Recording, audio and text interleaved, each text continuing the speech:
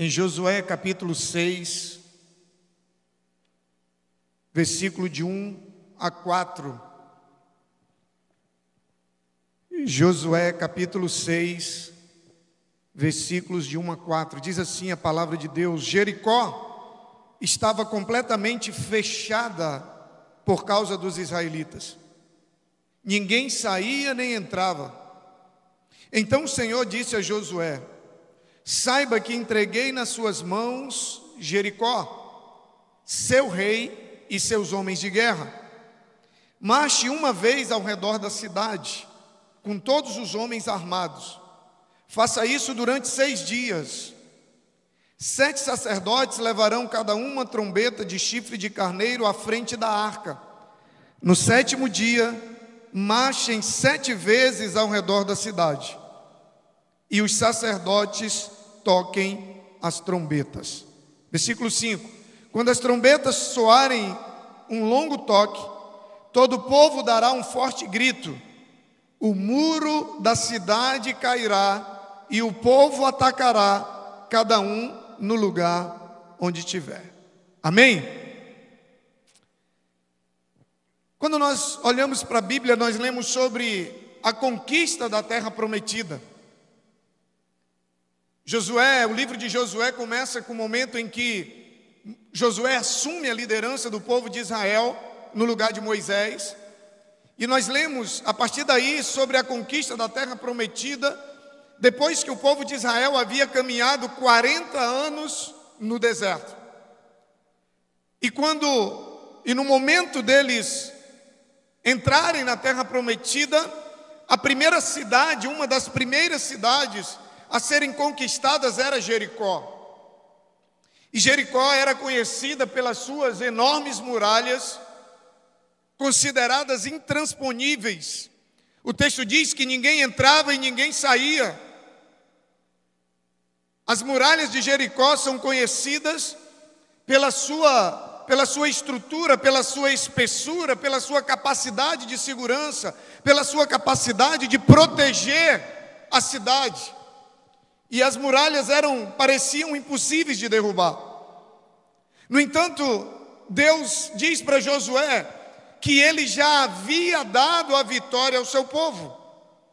Perceba que o texto não diz assim: Josué, eu vou dar a vitória ao meu povo. Não, ele diz: eu já dei a vitória ao meu povo. E depois de declarar que já tinha dado a vitória, Deus dá instruções detalhadas que tanto Josué quanto o povo de Israel precisariam seguir para que eles tomassem posse da cidade.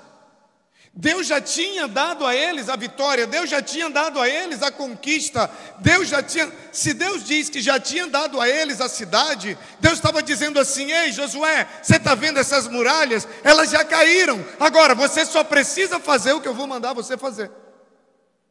O povo só precisava obedecer. E eu acho interessante que as direções, as instruções de Deus, como em todos os momentos da Bíblia, elas são bem específicas. Queridos, Deus é um Deus de detalhes. Deus, ele não só cuida de nós em todos os detalhes, como Deus também nos orienta acerca do que Ele espera que nós façamos em todos os detalhes. Deus espera que nós os obedeçamos em todos os detalhes. Tem muita gente que se preocupa com o grosso. Eu costumo dizer, o grosso todo mundo faz. A diferença está nos detalhes. E Deus, ele orienta o povo, ele orienta Josué de uma maneira muito bem detalhista. Sabe, Deus tinha dito: ei, eu já dei a vitória ao seu povo. Querido, entenda uma coisa: há portas na sua vida que estavam fechadas, há situações que parecem impossíveis, mas Deus me trouxe aqui hoje à noite para dizer para você: a porta vai se abrir, ei, a muralha vai cair, ei, a vitória vai chegar. Será que alguém está me entendendo? Deus está dizendo para você que para Ele não existe muralha intransponível. Deus está dizendo para nós que para Ele não existe nada impossível. Deus está dizendo a mim e a você que quando nós seguimos as suas orientações, nada é impossível para Deus. Deus disse: eu já dei a vitória para vocês, as muralhas já caíram, vocês só precisam seguir agora as instruções para que vocês tomem posse.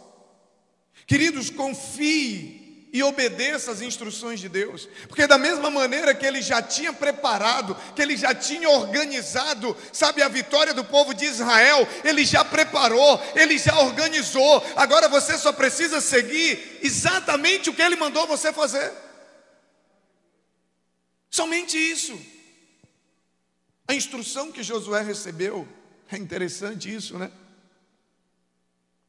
Imagina você estar comandando um povo, um exército, e você precisa invadir uma cidade, você precisa ultrapassar as muralhas, que não eram somente as muralhas, tinha um exército também, e você está esperando uma direção do que fazer.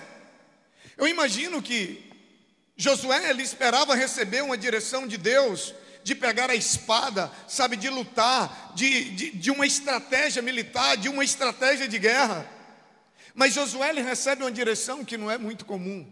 Josué, sabe, ele recebeu, a instrução que ele recebeu não foi de pegar a espada e lutar, mas Deus disse para ele: vocês vão rodear a cidade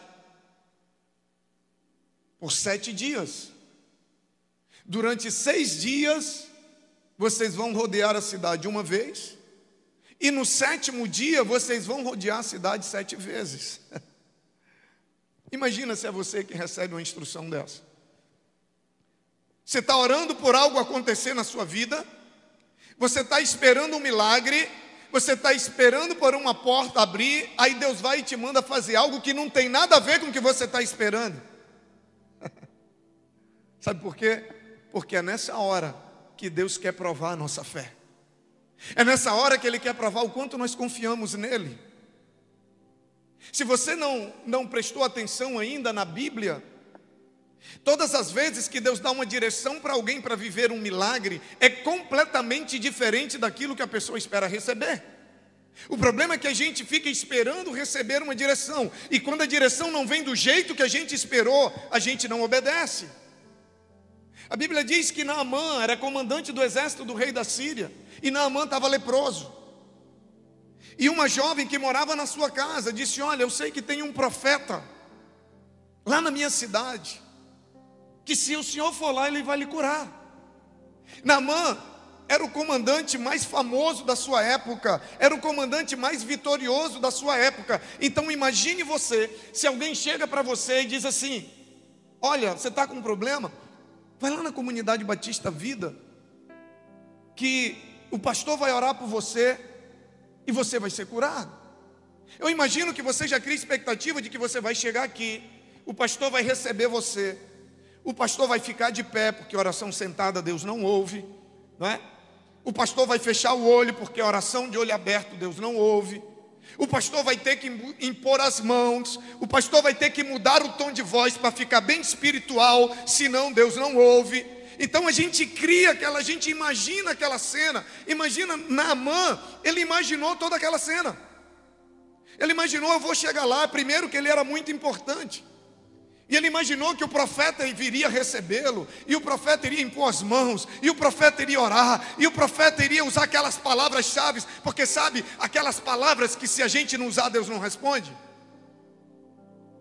E a Bíblia diz que quando Naamã chega lá, não sai nada do jeito que ele pensou. Não acontece nada do jeito que Naamã esperava que acontecesse. A Bíblia diz que o profeta nem sequer foi receber Naamã, ele manda o seu servo. E se não bastasse, o seu servo nem ora por ele. O servo do profeta diz: o profeta mandou um recado para você. Ele disse para você ir lá no Rio Jordão e se banhar 7 vezes.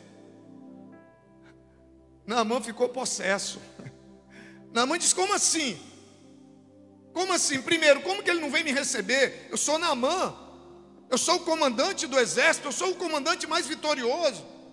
E diga para ele que eu estou leproso, eu não estou sujo. Se eu tivesse sujo, eu tinha tomado banho em casa. Eu estou leproso, eu preciso de cura, eu preciso de um milagre, eu preciso de algo sobrenatural. Eu não preciso tomar banho no rio.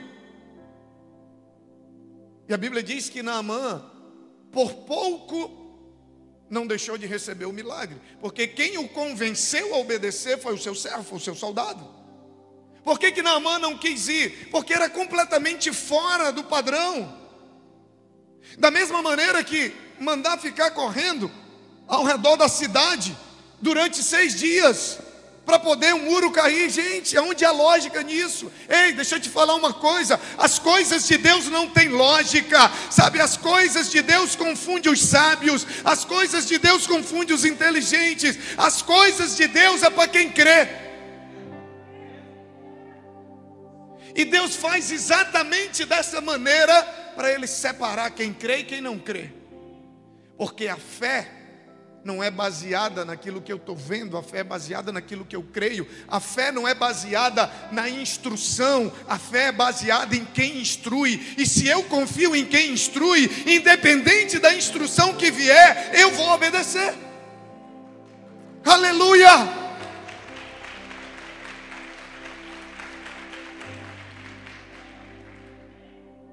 É nesses momentos que Ele prova a nossa fé. Talvez fossem orientações estranhas para alguém que esperava lutar. Da mesma maneira, as orientações estranhas para Naamã, para quem desejava ser curado. Mas quando eles obedeceram, glória a Deus. O negócio está forte hoje, gente. Vai dar mais emoção, são. Se for com eco, me avisa que eu faço aqui mesmo. Quando eles obedeceram, foi exatamente no momento em que eles demonstraram que nada separava eles da sua fé em Deus, nem mesmo as orientações estranhas, nem mesmo aquilo que não tinha nada a ver, nem mesmo aquilo que só um louco acreditaria, os faria deixar de confiar em Deus. É no momento que eles obedecem. Deixa eu te falar uma coisa: quanto mais estranha for a orientação, maior é a probabilidade do milagre acontecer, se você acreditar, se você crer. Porque é nesses momentos que Deus quer provar a nossa fé. Porque nos mandar fazer algo que a gente acha que vai funcionar, é fácil para a gente obedecer. Você chegar para Josué e dizer assim: ó, está aqui um tanque, está aqui muitos cavalos. Na época não tinha tanque, mas está aqui muitos cavalos, está aqui um exército, você vai fazer isso, você vai fazer aquilo, a estratégia, ataca por aqui, ataca por ali. Josué devia dizer: uau, vai dar certo. Na verdade, qualquer um de nós acreditaria. Agora, rodear a cidade 6 vezes, durante 6 dias, e no último dia rodear 7 vezes, só quem crê realmente. Nós devemos fazer a mesma coisa hoje. Sabe, obedeça sempre ao seu pai, e você vai ver que em um dia você vai conseguir viver o que você não viveu em 7. Em um dia acontece aquilo que antes não acontecia em 7. Sabe, a primeira coisa, só que para você exercer esse nível de fé, esse nível de obediência, você precisa fortalecer a sua fé. Porque é a fé que nos faz obedecer. Naamã, ele só obedeceu porque ele creu, já aos 44 do segundo tempo, mas ele creu. Motivado pelo seu soldado, mas ele creu. Ele só obedeceu porque no fundo, ele acreditou que aquilo ali poderia. Porque se ele não tivesse crido, ele não teria entrado no rio. Não teria entrado no rio. Da mesma maneira, Josué, ele só obedeceu porque ele creu, porque ele confiou na orientação de Deus. Sabe, gente, no meio de uma batalha, não adianta nada o general saber o que fazer, não adianta nada o general dar as instruções, se os soldados não confiarem e não obedecerem. Você pode ter o melhor general do mundo, você pode ter as melhores estratégias do mundo, mas se você não tem um exército que obedece, vai tudo por água abaixo. É necessário confiar. Sabe, Deus, Ele está convicto da tua vitória, mas você também precisa estar. Você também precisa estar.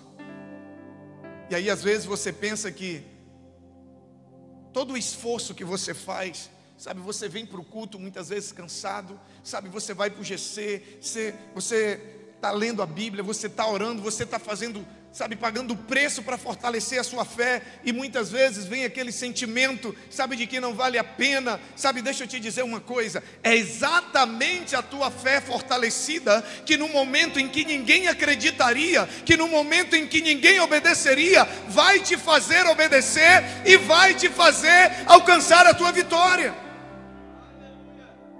Sem fé eu não obedeço, sem fé eu não consigo obedecer, nem quando há lógica, imagina quando não há. Agora, essa fé que me faz obedecer, mesmo quando não há lógica, é uma fé que é alimentada e que é fortalecida. Eu imagino que cada volta ao redor de Jericó, Deus olhava e dizia: eles creem, eles acreditam em mim. Cada volta que eles davam, Deus dizia: eles continuam acreditando. Gente, onde que Deus olhava e dizia: não tem lógica nisso, como é que eles acreditam numa instrução dessa? Eles confiam demais em mim. E eu imagino que no último dia, quando Deus manda dar as 7 voltas, Deus diz: hoje eu vou fazer o teste, hoje é o dia do muro cair, hoje se ele obedecer, hoje esse muro cai. E eles dão a primeira volta, e eles dão a segunda volta, e eles dão a terceira volta, e eles dão a sexta volta, e eles dão a 7ª volta. E quando Deus olha e vê um coração que confia nele, independente das circunstâncias, os muros vão abaixo. Aleluia, aleluia.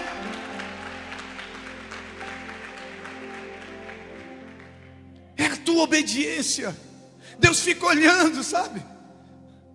Eu creio que Deus estava torcendo para eles não desistirem. Você diz assim: crê. Eu sei que você não tem motivo para continuar crendo. Deus olhava e dizia: ei, eu sei que é algo meio maluco mandar você ficar rodeando, isso é coisa de doido, mas deixa eu te falar uma coisa: o evangelho é loucura, sabe? Andar com Deus é para quem é louco, andar com Deus é para quem não é normal, andar com Deus é para quem acredita naquilo que ninguém acredita. Somente a fé te faz obedecer aquilo que Deus manda, e consequentemente te faz vitorioso. Porque, gente, você acha mesmo que os muros caíram porque eles rodearam? Você acha que foi as 6 voltas em 6 dias? E mais 7 voltas no 7º dia que derrubaram os muros? Claro que não, gente. Não foi as voltas que eles deram que derrubaram os muros. O que fez os muros caírem foi a sua obediência. O que fez os muros caírem foi o poder de Deus que foi ativado pela fé do povo que o levou a obedecer. Muro não cai você dando volta, mas muralhas caem e portas se abrem quando você decide crer, quando você decide andar pela fé, independente das circunstâncias. Foi a fé do povo que os levou à obediência, que fizeram os muros cair. Faz o que manda a palavra e deixa o resto com Ele. Faz o que Ele está mandando você fazer e deixa o resto com Ele. Faz o que Ele diz e você vai ver coisas extraordinárias acontecerem. A Bíblia fala do milagre. O primeiro milagre que Jesus fez, um casamento. A Bíblia diz que o vinho acabou. E o vinho acabar no meio de um casamento era uma tragédia para as famílias dos noivos. E o vinho acaba. E na hora que o vinho acaba, a mãe de Jesus chama ele, chama os garçons. E o que ela diz para os garçons? Façam tudo o que ele disser. Façam tudo o que ele disser. E por fazerem exatamente o que Jesus mandou eles fazerem, a Bíblia diz que eles viram. Meu Deus. Quem que... Deus trouxe algo aqui agora. Quem foi os primeiros que viram os milagres acontecerem? O milagre acontecer? Quem foi que primeiro viu o milagre acontecer, querido? Os garçons, sim ou não? Quem estava servindo ou quem estava sendo servido? Ah, você não pegou. Deixa eu te falar uma coisa. Quem serve é o primeiro a ver milagre acontecer. Quem serve está sempre na frente. Aleluia! Meu Deus! Eu não sou o Vitor Hugo não, mas eu estou todo arrepiado. Você não estava aqui, você vai fazer uma oferta extra por essa. Mas você percebeu? Quem está servindo sai na frente, dá sempre um passo à frente. Mas a Bíblia diz que o milagre só aconteceu por quê? Porque os garçons fizeram exatamente o que ele mandou. Não foi as taças que eram milagrosas, não foi as mãos dos garçons, não foi a bandeja, não. Ele botou água, quando eles olharam tinha vinho. E o que fez o milagre?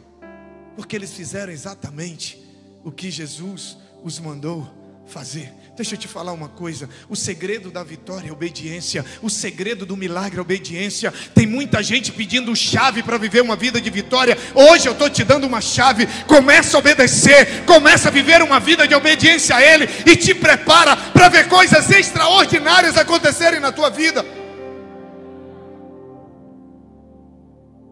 Não questiona. Pode ser a coisa mais absurda que for. Se Ele mandou fazer, faça. Porque Ele já sabe.